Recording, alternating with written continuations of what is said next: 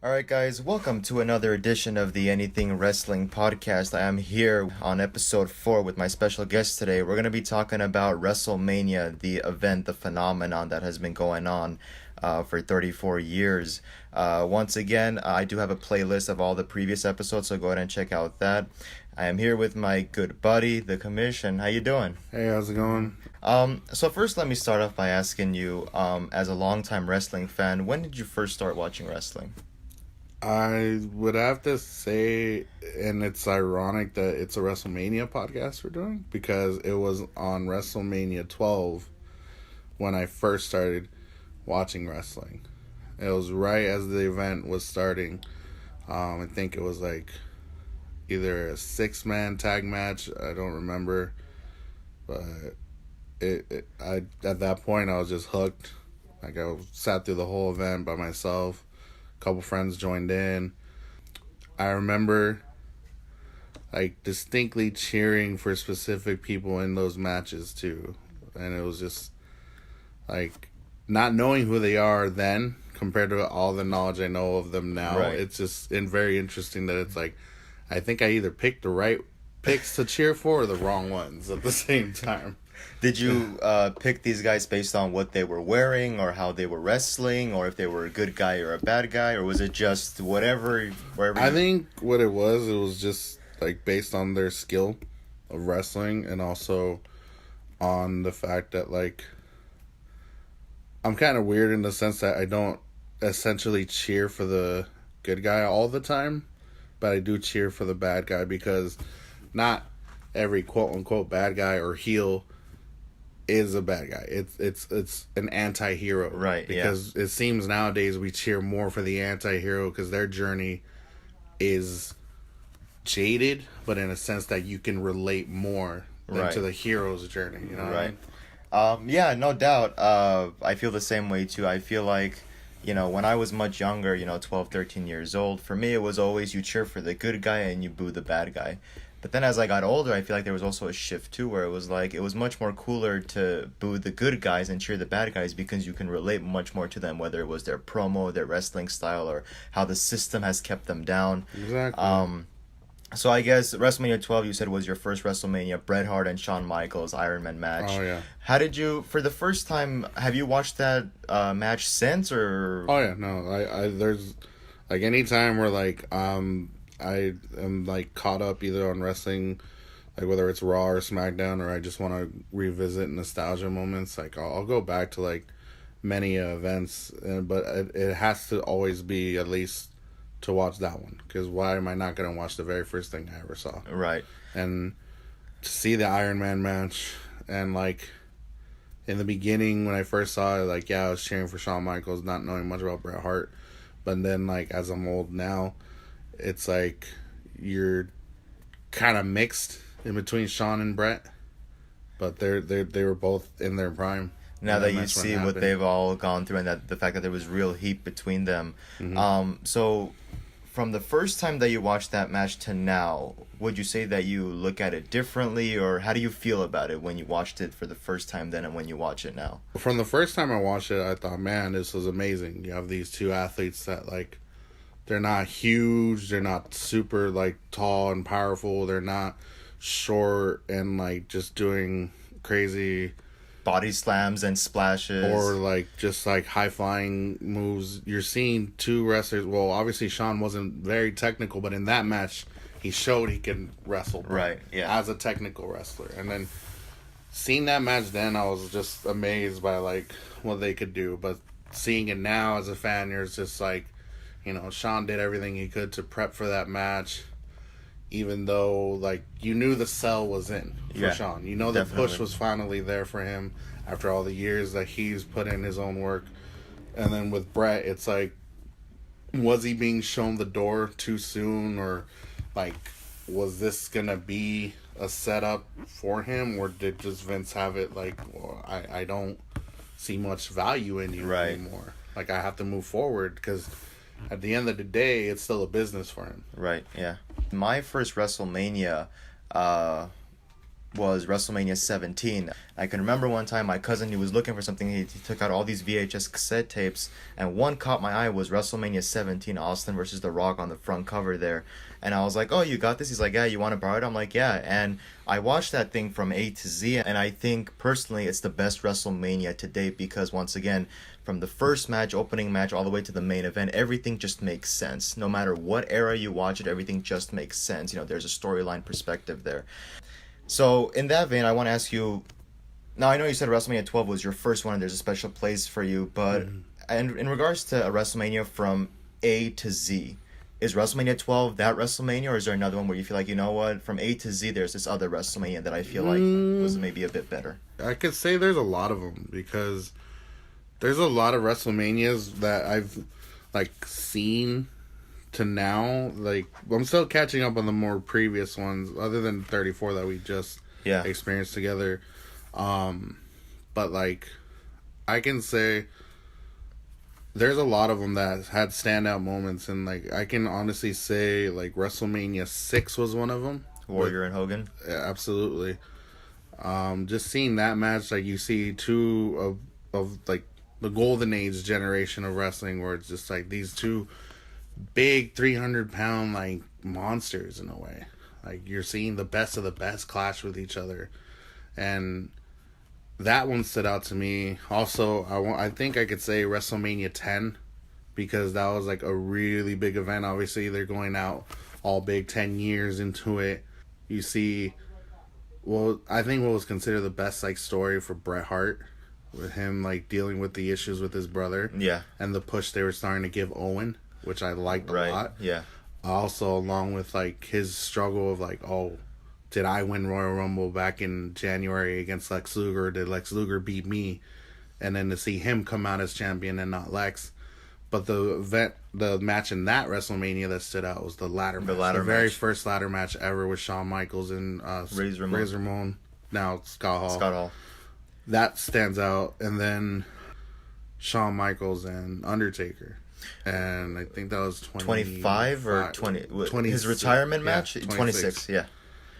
Just because, like, it's that and also 28 with The Triple Rock H and Cena and Undertaker and Undertaker and Triple H of an era. and the Hell in a Cell, and like those WrestleManias, like it's like you've seen some of the wrestlers that once they were young, like all grown now, and you're just thinking like, wow, like what have these guys been through in their careers? They're still able to do this, and they've done so much, and then like even WrestleMania 34 stood out to me. Yes. Like, I thought 33 was vaguely okay. Yeah. Obviously, because of the push of a certain wrestler that I'm not a big fan of.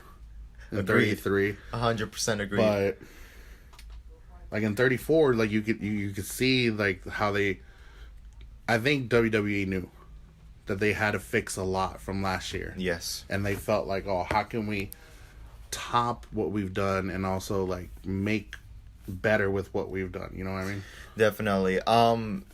Once again, for me personally, it's like from A to Z, the WrestleMania that is the WrestleMania for me will always be 17. Two of my favorite performers closing out the show, and you got everybody: Triple H, Undertaker, Kane, the TLC match, which many people say was the show stealer, which, no argument there. I feel like WrestleMania 17, 18, and 19 is kind of, for me, considered like the trio, because it happened at a time where everyone, Austin, Rock, Hogan, Shawn Michaels, everybody was kind of a part of that. Like, you had history there. You have, like, old generation, current, and the new generation of wrestlers all trying.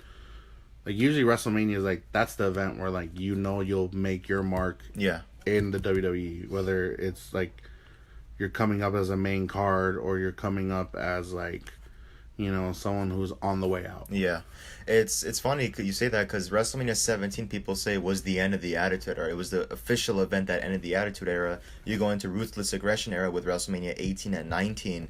It's kind of a mix of everything. You got people from the Attitude Era, people from the new generation. Even the Hulkamania era. Hulk Hogan came back for a couple matches. In recent memory, I would say that WrestleMania 31 from A to Z for me personally was one of the best WrestleManias ever. You just think about, the Sting and Triple H match, Undertaker coming back after the streak was broken. The closing, which I'm sure you'll appreciate, Seth Rollins cashing in. But to go back to your point, while we're talking about all the good WrestleManias, I think it's, somewhat important to mention some of the bad ones, because while I think in every wrestling fan's core, everyone wants to admit that all WrestleManias are good, there are some that kind of are lackluster and just it's not there. I'm watching, right now I'm kind of binge watching all the WrestleManias that I've missed, which is 1 through 14. I'm on WrestleMania 9 right now. Oh, you're catching up. Yeah. And it's so funny because it's like you look at the first WrestleMania where it's very gloomy. There's not a whole lot going on. It's very generic matches. And then as the years go on, more pyro, more color, the mats, and just all the whole phenomenon kind of comes together. And my next follow-up question is, worst WrestleMania? And I think we might be able to agree on this one. WrestleMania 32 for me was one of the worst. Not just because Roman Reigns closed out the show, but it's like I feel like it was the New Day's time to win a match, because that was their first dominant year as a tag team. They lost the match. The whole Brock Lesnar and Dean Ambrose match. I thought that Dean Ambrose was gonna win, get this massive push to that heavyweight championship, and he loses in like 9 minutes. And the whole Roman Reigns deal. It's like, I don't know if you've noticed, but like recently with some of these WrestleMania events with Brock, it's supposed to go the way you think it is with like his opponent getting a push. Yeah. But at the last minute, something changes and it's like, no, we'll just get Brock to push again. Yeah. Even though you don't know what his status is, whether he wants to leave at that moment right after WrestleMania. Expiring, there's always that going on. And I think 32 was a disappointment to me as well, because I wanted to see what I thought was going to be a chaotic mass chaos match between like Dean Ambrose and Brock Lesnar. But you didn't get that. You just got something that was hyped up that ended in such lackluster. You're just like left disappointed. They had the whole segment where Cactus Jack comes out and gives Dean Ambrose the barbed wire bat, and they were really building it like, okay, here we go. They're putting all this emphasis on the match, and it's like, I think it was like 9, 10, 11 minutes where it's just a couple German suplexes, a dirty deeds and an F5, and that's it. And Dean Ambrose, use of as much weapons as you think there would have been. I thought mass destruction of like tables or thumbtacks and the whole 9 yards. And it's so funny because I don't know if you saw that podcast with Steve Austin when Dean Ambrose was his guest. He's like, yeah, Brock Lesnar was just too lazy to work. He literally like just called him out and was like, yeah, Brock was just too lazy to work. He just wanted a quick match and, called it a night. But, we're talking here, so least favorite WrestleMania. I have a lot of them. Go for it. You say you're catching up on a binge watch. You're at 9. WrestleMania 2 was one of my least favorites just because it's 3 different locations. It felt weird. Like, I guess, like, the whole thing of, like, certain wrestlers couldn't make it to certain cities. It's like, then why'd you not plan for this in advance? I think it was an experimental phase for them, too, because it was just the second one, but, Even though this was his debut in WrestleMania 7, The Undertaker's debut. Yeah, like that whole event just felt like, okay, we couldn't top WrestleMania 6. I think WrestleMania 20. Like, some of these WrestleManias have me where it's just like there's too much to like really kind of like focus on. Yeah. To really say like, oh, this one's great, this one was awesome, this one was like, yeah, you know what I mean? Do you feel like WrestleMania has hit its peak, or there's still that one WrestleMania that can surpass all other WrestleManias? I think it's kind of hard. Or maybe it's because of how old I am now, watching WrestleMania, than what I used to when I was like first watching it. Like, I'm 32 right now, and WrestleMania 12 came out in 96, so that made me, that was 22 years ago, so right? I was never good at math, so I think it may have hit its peak just because it's like we're seeing newer generations of wrestlers like come up, and it's like the nostalgia part wants you to like wish you could see your favorite wrestlers still, but you have to move forward, right? But maybe there's still something bigger coming. I always think that like while Vince is still around, like, not just for the company, but just in general, Yeah. like, he'll still have some good idea to make something really big, even though now he has the support of, like, his daughter, his son-in-law, with Triple H and Stephanie and Shane all doing what they can to keep this tradition of, like, WrestleMania being the biggest thing, almost bigger than the Super Bowl, bigger than the World Series, bigger than, like, a lot of other sport events that more people are interested in. Yeah. You know, because nowadays it seems like not as many people are watching, like, football or, like, the World Series or like, those big events as much as they used to. It's funny because I sometimes feel like WrestleMania has lost its mainstream, but it's so funny, like, how many side conversations you hear about people actually talking about it, because Vince, for one thing, is really smart because he knows how to advertise. Like, watching the first 9 WrestleManias so far, I'm like, look at all these celebrities they got. Look at all these names that they just kind of popped just to come in and announce, like, the wrestlers' names when they cut. It's like, he was really smart to do that because that's what kind of brings the media and all the attention, and I think that's what made WrestleMania big. So, you might have answered this question, kind of, but who is your favorite performer at WrestleMania? I got the vibe that it's maybe Shawn because you mentioned the Iron Man and the ladder match, but is there maybe someone where you feel like when it's WrestleMania, you got to tune in to see his match? I can honestly say there's a few wrestlers in WrestleManias that you can literally, whether it's past or now, just like, okay, I'll go watch that because you told me. And we've had this discussion as far as, like, wrestlers go, like, of the golden age or before the Attitude Era, or whatever you want to call it, I would say Hulk Hogan or Ultimate Warrior, or even Randy Savage. Yeah. Their matches were just great. And, like, even though you see what it was 30 plus years ago then to what it looks like now, you'll think, oh no, those are bad. But no, they're great matches to watch, believe me. Especially for the time. I feel like now, because it's a lot of, lucha style, flying across the ring, and there's, with weapons and the incorporation of all these things, when you go back and you see those matches, like, it's so generic, but that's what's so beautiful about that time, is that those generic matches stood out to people.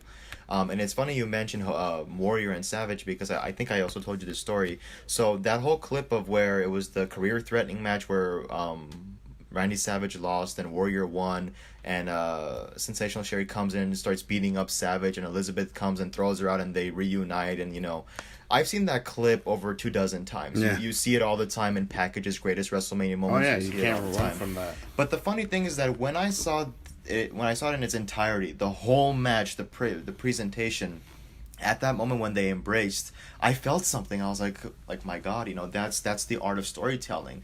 They had you convinced that yes, Macho Man Randy Savage and Miss Elizabeth are inseparable, and in real life they were married. So it's just amazing how small things like that. I mean, I think the match ended with like Warrior hitting like 3 flying clotheslines to Savage, and all 3 times he gets bumped out of the ring. Warrior brings him in, pins him, and that's it. And that's what I'm talking about. Now you wouldn't see that. Now it has to be like this big climax and a big conclusion. But it's so emotional. You see, like, you believe all these larger-than-life superstars, like you said, Hogan, Warrior, Savage, all these guys. Personally, for me, favorite performer, I mean, my favorite wrestler of all time, Steve Austin's got to be one of them. You look at his 3 matches with The Rock, the WrestleMania 13 match, the submission match. You want to talk about storytelling.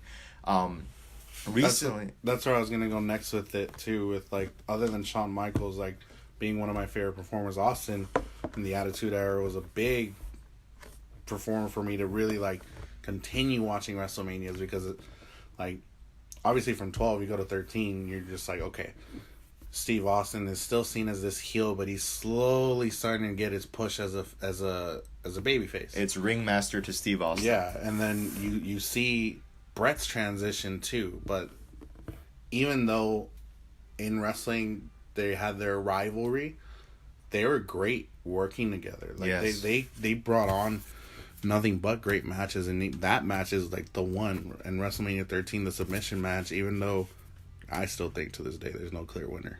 He never said I quit. He never tapped. He just passed out. Right. If you can consider that tapping, fine. But to me, no. But like, you see, like, they got technical, they got physical, they went out of the ring, they went through the audience. It was everything in one match. Yeah, and you don't see that as much, because sometimes with these events you have to make time for, like, oh, we have this match, this match, this match. They can all be great, but we have to condense one as much as we can. And that's what sucks, because it's like, you kind of want the match to keep going and see where it ends up. You know what I mean? And like, I can understand that from like a business perspective, but as a fan, you're just like, no, keep going, keep fighting. But then again, like, you know, Austin was always a great performer. So was The Rock. Yes. In his time. What was it? Like, even like John Cena, Randy Orton, CM Punk, they're all great performers as well. Even in their, I think they could be considered the Ruthless Aggression era. Ruthless Aggression era, yeah. And then with now, does this era even have? I don't want to say PG. Well, I think there's PG and then there's reality era, because I think Triple H, when they had the whole authority angle, he's like, welcome everyone to the reality era. So I guess you could call it that. But it feels like now, like you see like AJ Styles or Shinsuke Nakamura, or like Seth Rollins and like Finn Balor, like these guys, like they grew up on this, like we grew up on it, but they grew up to the point where they're moving forward and want to become wrestlers and performers, and you see how we want our moment. We want to build a lot of WrestleMania memories for you in the upcoming years. So that's why I still think there's still good enough hope that WrestleMania will become bigger, but you never know. That's why I see that with all these new performers, and that's what's drawing me back into wrestling. Because at one point, like, you see John Cena enough times, you're just like, oh God, there's a purple t-shirt walking, I don't know what's going on. You know what I mean? You saw my reaction to him and Taker, so you know my full sentiments about that. Speaking of that match, I thought it was great. For its quick sell that he kept trying so hard to make this a big thing, where you're just like, really, you have nothing better. You can't go promote your Cock Blockers movie or something. You have a lot to do, man. It's actually very smart, because I heard that the reason why they didn't promote the match is because they knew you brought this up, there was a time constraint. And they figured that, hey, if we advertise Cena and Taker and it's only a 2-minute match, can you imagine all the backlash they're going to get for that? What? A 2-minute match? Why? But it's like, when it's not officially advertised, there's that leeway of, okay, they didn't advertise it, it's a 2-minute match, fine, we get it. But yeah, we were talking about favorite performers. I pretty much agree. I think that right now, my guy, period, in the company at WrestleMania, just 24/7, would have to be Seth Rollins. I feel like the guy could do everything. He could be a face, he could be a heel, he could fly around the ring, he could cheat, he could win, he could make you believe in just everything. And he actually has a really good track record going for himself, a really good track record. You think about the victories he had with the Shield, the cash in at WrestleMania, beating Triple H, and this year, winning the triple threat for the Intercontinental Championship, becoming Grand Slam Rollins. The 1-hour match he had on Raw was beautiful. It was amazing. They broke a record with that. Now, I wanted to ask you something. We were talking about time constraints. What is your opinion on the pre-show? Because now there's this whole thing where it's like, whatever match goes to the pre-show, it's official that all the WWE officials are looking down at it as, okay, we'll put it on the pre-show, get that over with. Now we're on to the main card. Now we're on to what is important, which kind of sucks, because some of these pre-show matches, that I feel like the Andre the Giant Memorial Battle Royal, it loses that prestige. The first year was great. Cesaro wins, and he's everyone thought he's going to get this big push. But then all the years after that, pre-show, and it's like, what? Like, why are we doing that? I think what it is that, you remember way before they even called it a pre-show, they called it the free-for-all, and it was only a half hour. Yeah. Only. Now it seems like you can squeeze in an hour's worth of time, but make the matches quick and redundant and full of advertisements for WWE Network. Yeah. And then to me, it bugs me, because it's like, no, why do you need to put more than one match in there? Yeah. Just condense the show back down to a half hour like it used to be. Get people hype. You don't even have to have a match. Maybe if the card is full, then yeah, add one. But add one that of your list of matches will be the gimme. Yeah. In other words, I think the thing is that it should be brought back as a half-hour show. Sell the stories. Sell the rivalries you have right now. If anything, if the pre-show had been the whole lead-up of the triple threat between Seth and Finn and Miz, Finn, and Seth, yeah. If you had just the story of that, cool. Maybe cut promos with them. of backstage interviews or whatever. Yeah. Or even the whole like thing with AJ and Shinsuke. Like maybe you could have had Shinsuke sell himself as a heel before his turn. Get people thinking before the event. Yeah. Things like that would have made it a little better. Because you don't have to have a match. Yeah. You really don't. But they know what they're doing. Quote unquote. They know what they're doing. You know, it's so funny because I feel like there are some areas where you can easily squeeze in one more match. Like this year when we were watching the match between Alexa Bliss and Nia Jax. From what I've been hearing, just, between you, me, and some of the other guys that we were watching with, and just from, all the critics online, which is all wrestling fans, everyone said that, that match could have only been 2 minutes and it would have been great. We didn't need to have a 10, 11 minute, match because the whole story was that Nia was going to squash Alexa. That was the whole thing going into it. And the fact that they had to, cut down on the tag team match between the Usos, the Bludgeon Brothers, and the New Day was a shame. Undertaker and Cena had to get cut down for obvious reasons. So I feel like there are some matches where you can cut and it will be no problem. No one's going to argue. But for whatever reason, they have it just go on and on and on. And they bump all these matches to the pre-show. And it's like, you can easily save some time here. I think with that, like, honestly, maybe that should have been pushed to the pre-show. But you saw at one point that Alexa wanted the match to go on. She actually tried to make a fighting effort to retain her title, even though everyone saw it coming. Yeah. But to me, it's like, maybe you could have pushed certain matches. Like, if anything, I think that would have been the one to push. You could have cut down on the Lesnar and Reigns match. I mean, come on. The whole match is just spears and F5s. You can cut anything away with Lesnar, with Reigns, I mean, to be honest with you. I mean, okay, did you even think about this? 3 F5s, Undertaker's streak gets broken. Takes 6 to beat Roman. I didn't like that. Come on. I was kind of like, I think by what was it, the 4th spear that I called, I was like, this is a botch.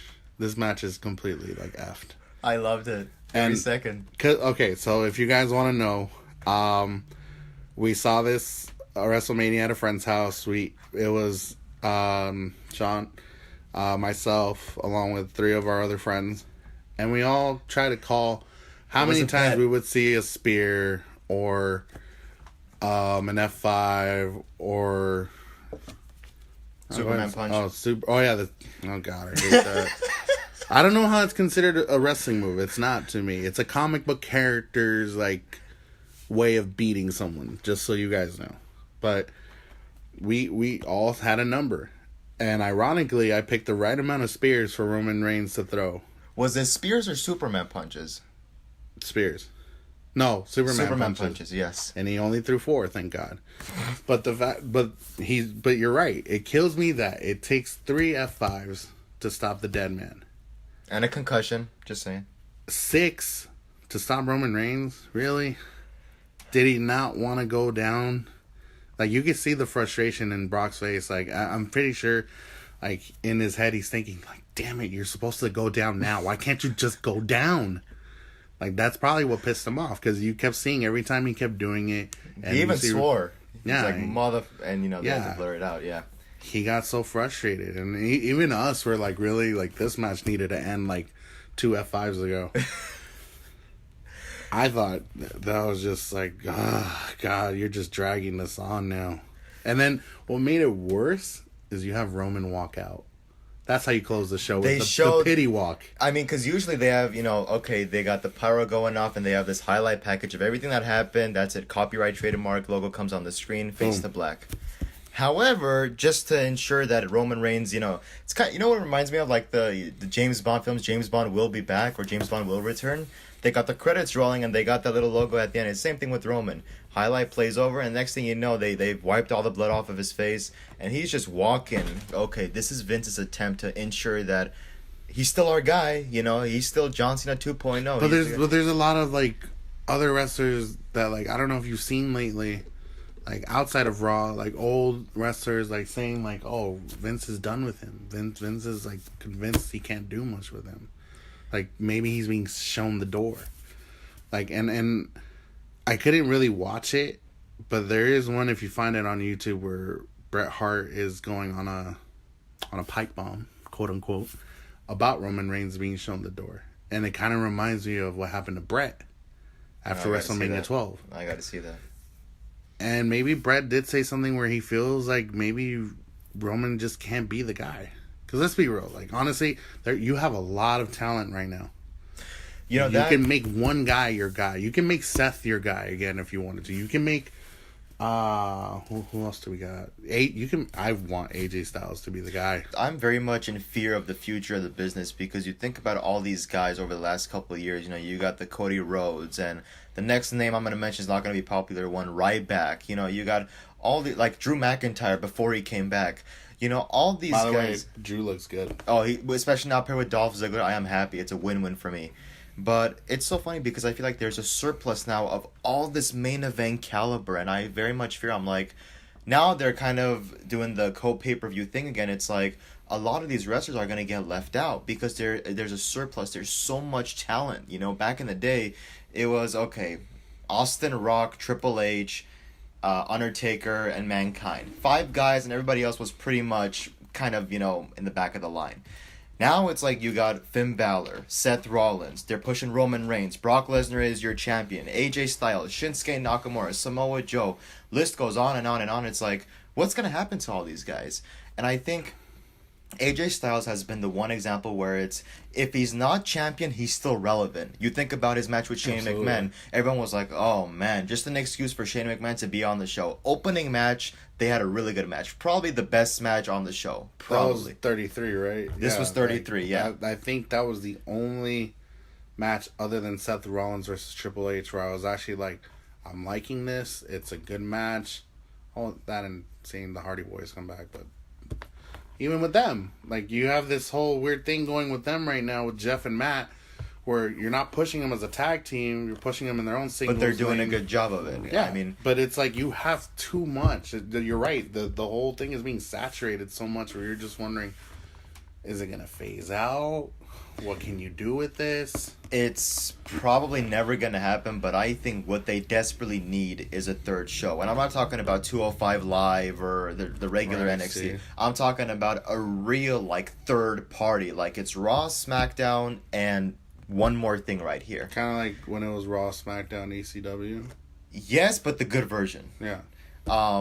And I feel like with that, talent could go over there. They can even maybe have their own exclusive pay-per-views. You want WWE Network to have good buy rates, have a third show in there. I guarantee you people will tune into it. There's a surplus of it. I fear very much for the future. I don't know. We'll see what happens. As you said, they know what they're doing supposedly. So now I want to ask you, tell me a WrestleMania moment where you feel it made you emotional or it made you sad or it made you feel something. I already told you that mine in very recent memory was the Miss Elizabeth and Randy Savage segment. But what is the one moment where it's like, okay, even though, spoiler alert, wrestling is scripted, even though it's scripted, you're like, you know what, it's scripted, but I felt something. I'm talking, if you want, we can talk about particularly to WrestleMania, but if there's another moment outside of Mania, what is it? I think what it could be was one of them was a WrestleMania, and I can talk about one out of WrestleMania. One of them was the career match, Undertaker versus Shawn Michaels. Right. Like, these are two wrestlers I grew up with watching, and I've seen both their transitions in their characters.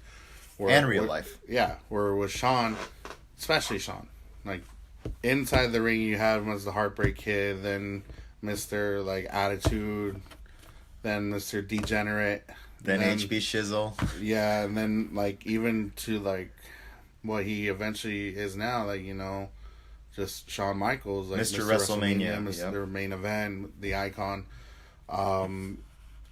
Before he ever got down on both knees before walking, like thanking God.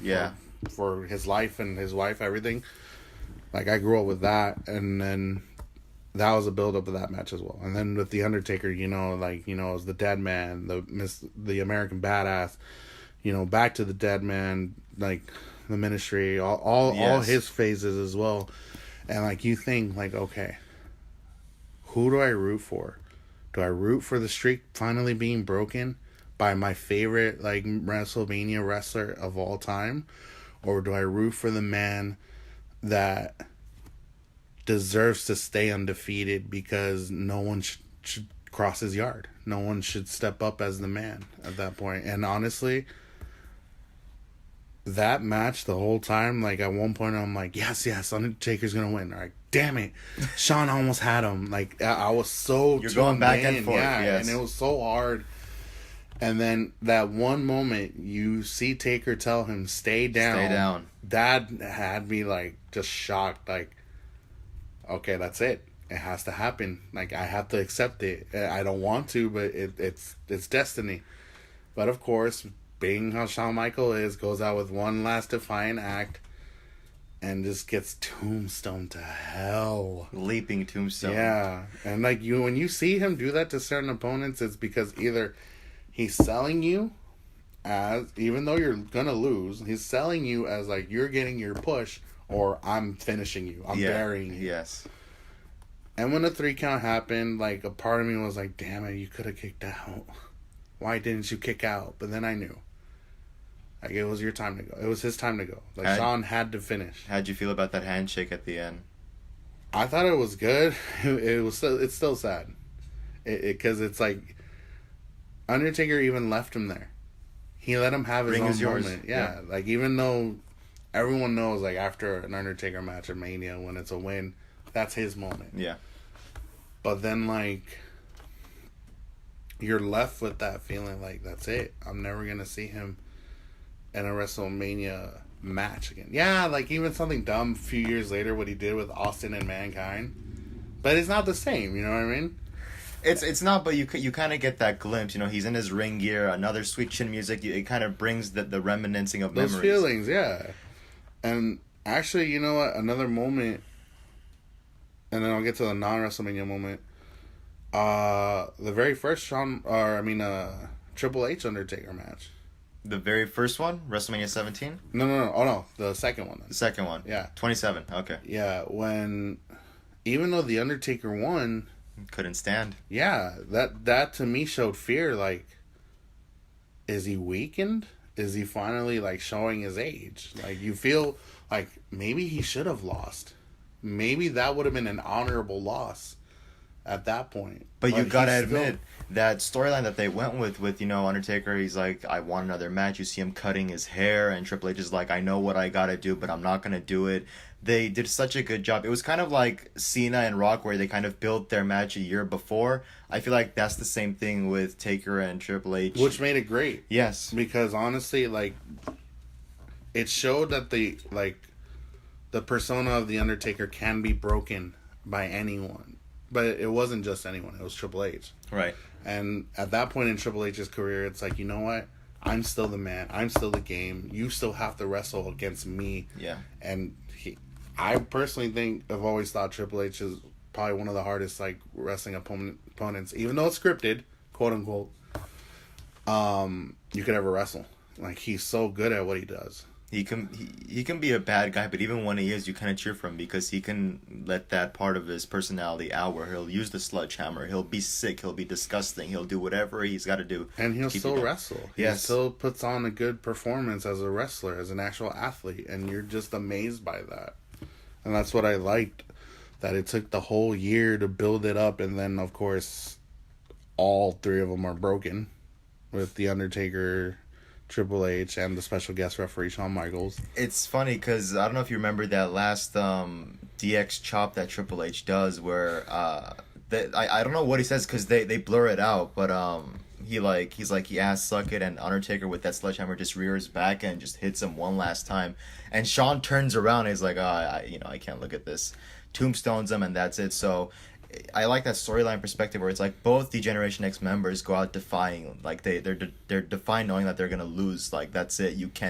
We cannot beat this guy at WrestleMania. And I think that's what was sold the match to be something even greater than The Rock versus John Cena, because it's like you have three wrestlers that have been doing this for so long that it's a good way for at least them to move forward with their careers, right, or whatever they want to do. And it's just insane. Just seeing all that. And the non-emotional moment, I felt this was like way back in the day. It was, and I hate that this one still sticks in my mind because it angers me because it's the worst sell ever. The Montreal Screwjob. It will always go down as my most disgusted moment of wrestling history. You were watching live. Oh, yeah. Yeah. At first, when I was watching, I'm like, what the hell's going on? Like, why is Sean winning like this? Like... How old were you? 97. I was 11, I think. 11, okay. Yeah.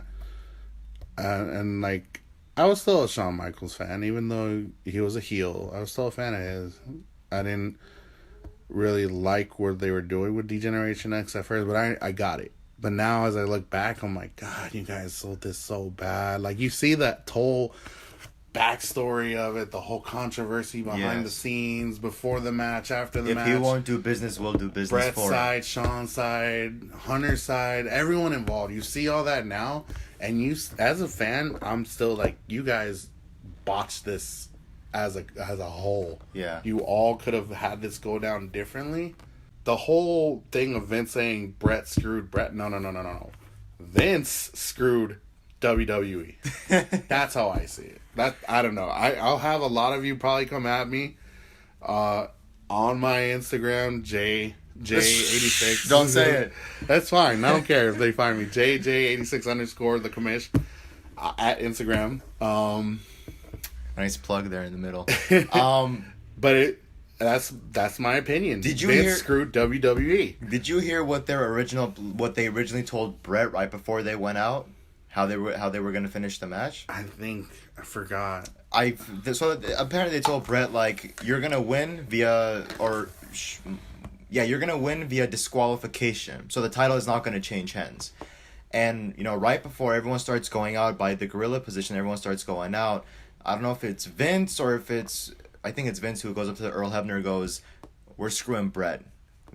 Ask for the bell when Sean puts him in the sharpshooter. And Earl Hebner's like, I was like, what? And he's like, yeah, ask for the bell to ring when, Sean puts Bret Hart in the sharpshooter. You talk about the Montreal Screwjob and, like, all the hardships from all these past wrestlers. But eventually, every single one of them finds their way into the Hall of Fame. They find themselves back. Jeff Jarrett being the most recent example. Wow. That, to me, still has me very confused on how he was even thought of being put into the Hall of Fame. Because everyone knows Jeff Jarrett's history. He's the I think he's the most outspoken wrestler in wrestling history. Right. And, oh my God. I get it. I think I get it. Why still processing? It's still processing. It'll still process to this day because my other podcasters, they've only done one wrestling episode. They might do more. I don't know what's going on with them. But they were saying, like, who deserves to go into the Hall of Fame or Hall of Shame? Jeff Jarrett's name is on the Hall of Shame. Now it's in the Hall of Fame, and you're just like... Not to go in the Hall of Fame. Yeah, but you're just like, Jeff Jarrett? Really? Well, you think about it, I mean, Jeff Jarrett, Bill Goldberg, Brock Lesnar, Ultimate Warrior, who else? Bret Hart. We were just talking about Bret Hart. All these guys were, especially like from 2005 onward, one by one, making themselves way back into the Hall of Fame, into the WWE, being in the video games, doing publicity, press conferences. It's a very beautiful thing because it's like, you think about that, how much everything comes full circle. And that's why people are like, you think CM Punk is going to come back? I'm like, right now, no. Because I think he's still digesting what has happened and there's still a lot of tension. But I feel like... And he's still trying to make something out of a MMA career. Yes. But I feel like in due time, whether it's an appearance or maybe one last WrestleMania match, CM Punk will be back eventually. Because it seems like no matter how bad things have been between all these former legends, eventually every single one of them decides to come back. Now, the one that's kind of on the fence, and Mark Henry spoke about this, Owen Hart. The whole thing with his wife, and it's the family. It's a mess, and I don't think anybody could blame them because it's like you get where the wife is coming from, but I don't know. All I can say is that, over the last 10 years or so, a little bit more than that, everyone one by one. And it's a very. And you want to talk about the story. Ric Flair can say that his retirement story was the best, but I feel like one of the best ones was Ultimate Warrior.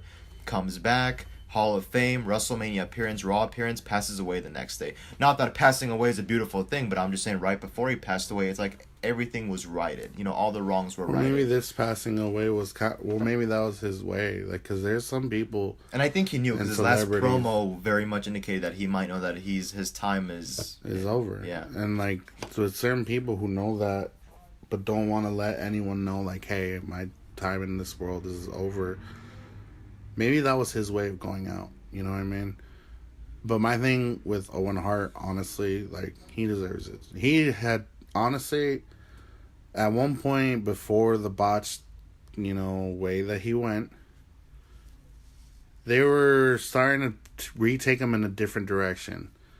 With the whole blue blazer crap, I was just like, really? You can't leave him as the Blackheart? You can't push him as, like, a heel to turn face? And this is where the Attitude Era kind of shows its flaws, because everyone wants in that Attitude Era, oh, there was nothing wrong, everything was perfect. No, there was a lot of little, cracks and gaps in there. Just a lot of people, there's so much good that it, once in a while when something was done bad, you don't really recall it. You got to really think about it. Now, unfortunately, today it's the opposite. It's a lot of bad and some good, and it's kind of the opposite effect.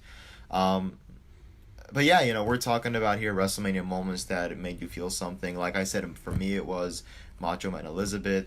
One of my favorite ones is just Steve Austin's rage in WrestleMania 17. From the start of that match, first of all, his heel turn is already in effect because he's just beating The Rock like there's no tomorrow. The punches, the monitor, the chair shots, the stunner, and The Rock is selling it, I don't know if you know this, but his mom is actually front row watching the whole damn thing. It's really sad. I remember watching that, and the whole time as I was watching that match, I'm like, he's really putting on a show for his family. Yes, and he at is. the same time, you're just like, God, how bad do you just want to, like, smack Steve Austin in the face? But at the same time, you're just like, keep going.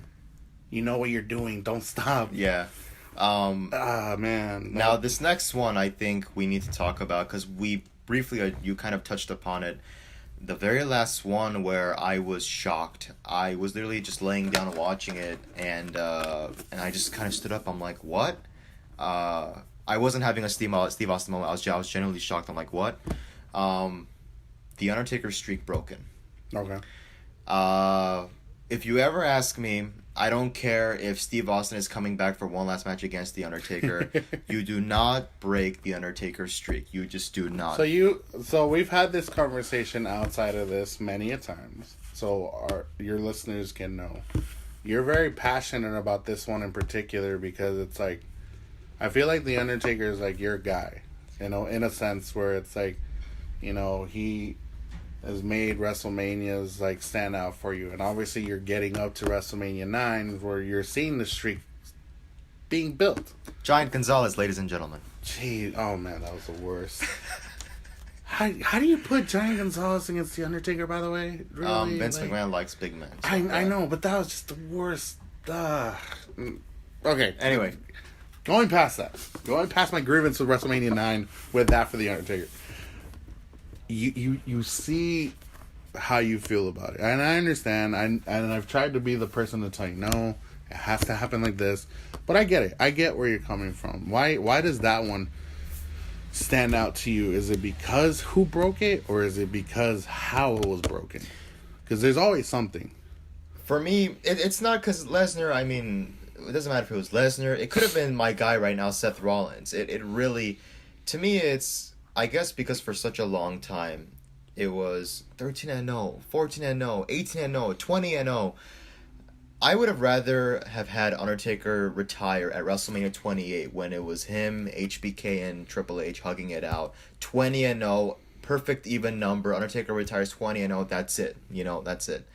But as he kept on coming back, it's like WrestleMania 30, and I think the thing for me is that to this day, Undertaker has not had a fair victory over Brock Lesnar. He's had countouts. He had that one tainted victory at SummerSlam, which really doesn't count because of shenanigans. But shenanigans.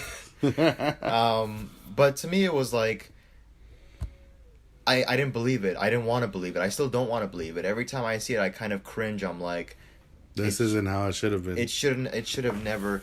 Even if the Undertaker, if it's his last match ever, like this is Undertaker's retirement match. After this, it's no more. To me, the streak should have never been broken. I guess it's because all the bravado, all the promo, all the hype that was put behind it. Undertaker, I'm sure you can admit, is once in a lifetime. They tried the whole Bray Wyatt experiment. They tried, Matt Hardy being from like this whole other dimension or whatever. There will never be another Undertaker. Never will there ever come. They even try that right now. If it's not Matt Hardy, they tried at one point with Finn Balor. Yeah, the Demon. King. Yeah, and that works for him. The face paint and all that works. But there will never be another Undertaker. No one can. It's so funny because you see Undertaker on like Instagram or Facebook photos. He looks like he's old. He's broken down. His veins are sticking out. He comes back at Mania, and it's as if it's like WrestleMania, like 15 all over again. He's back. His hair is fully grown. He's got the mustache and all that. So I don't know. For me, it's not who broke it, how it was broken. For me, it was just plain and simply that it was broken. So I think, and I've said this too, I think it would have been okay if it had ended at 20-0 as well. Because why not? You leave it at a perfect number, like 20, and just don't touch it again. You can have a new wrestler. You can even have Finn or Bray Wyatt, which I don't think they're going to do much with him right now. Or whoever you want as a new dark persona. Why don't you have them create a new record? Why don't you have them build off something? Hell, why don't you have Michael Cole try to freaking have his own undefeated streak? With he does. What, 2-0, I think? 1-0. Yeah, let him wrestle 19 more WrestleManias and let him call all 20 of them as well. Or what if he just, like, with all the ones he's called, the Undertaker winning, that counts as a W for him. That counts. But, like, you know what I mean? Like, with that, like, it's... I understand where you come from with it, and I will always understand that as you being a friend of mine, a good friend of mine.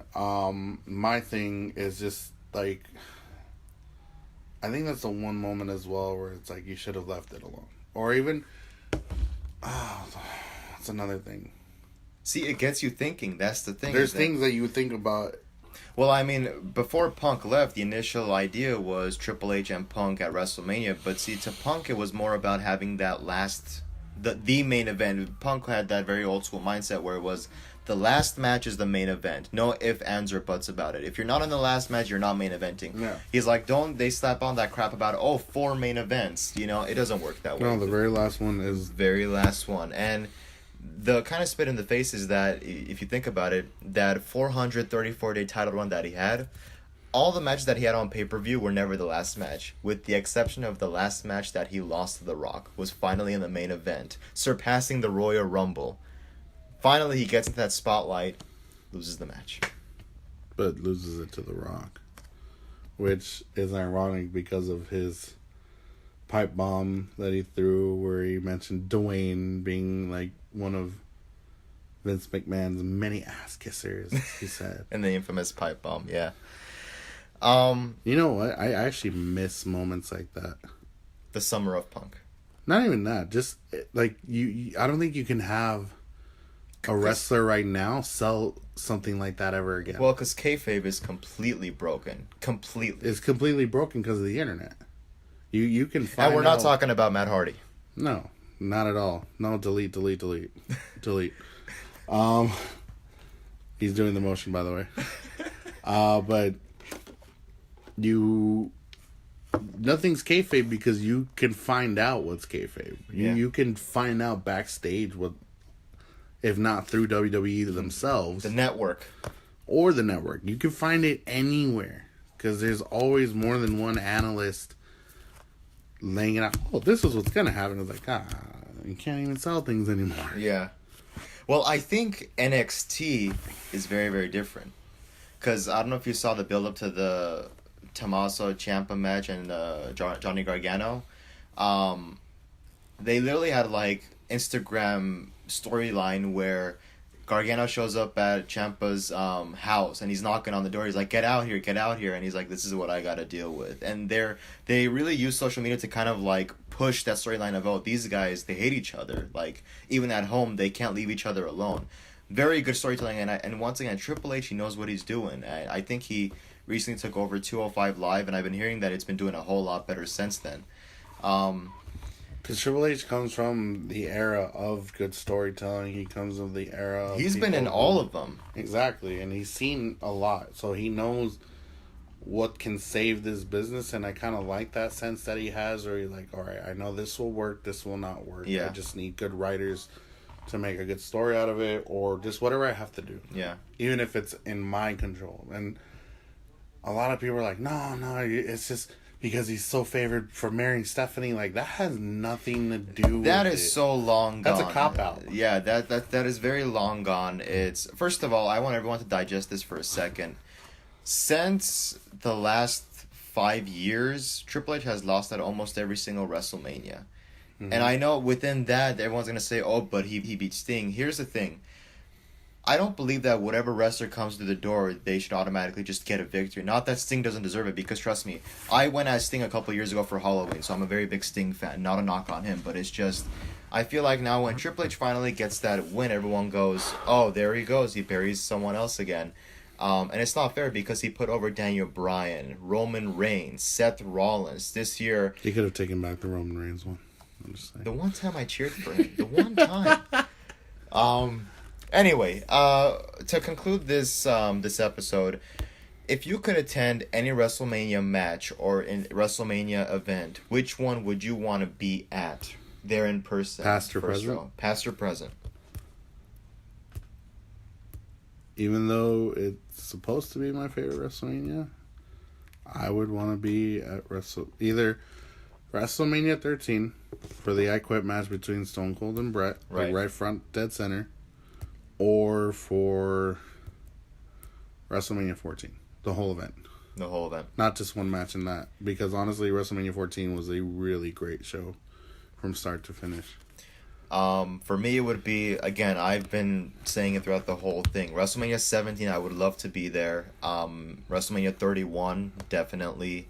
And even like this year's WrestleMania, I would not mind having a front row seat, because the whole thing was so good from A to Z. I can tell that they were trying to, outdo themselves, and in some instances really overdoing it by the whole, F5 spear. Anyway, guys, so that pretty much concludes it for this episode of the Anything Wrestling podcast. We once again want to thank you for joining us. And Commish, if you have anything you want to plug, this would be the time. I would say if you have a chance to check out this podcast, feel free to catch it. Also, along with my podcast as well, that'd be the Dead Sidekicks Podcast Network. You can find us at dead_sidekicks on Instagram, or on SoundCloud under Dead Sidekicks, or you can type Dead Sidekicks Podcast Network. You can find us on iTunes as well, or I'm totally forgot what the Android version of it is, but you can find us there as well. Find me at JAEJ86_ the Commish on Instagram. If you feel like you have something to say about how I feel about everything I said on this podcast, feel free to personally message me. I'll have a professional conversation about it. PG, please. It's the PG era. No, jeez. But thanks for having me. I appreciate coming on. No doubt. Thank you. Good. This was a really good conversation. Just seeing the evolution of, WrestleMania, of what it was back then, what it became, where it has become now, and, where it's going. I think it's one of the most entertaining, 4 hours, or I think now 5 hours. They're really like making it bigger and bigger as time goes on. But once again, guys, thank you for joining us. I also have a anxiety podcast that I do. It's exclusive to YouTube. It's called the Anything But Everything Podcast, which we will, by the way, have an episode on as well. So go ahead and check that out. And also, once again, I will have the playlist for this podcast in the description below, so you guys can check that out. Once again, thank you so much for being here, Commish. Really appreciate it. Had a really good conversation. I thank you, everyone who joined in, and we'll see you guys all next time.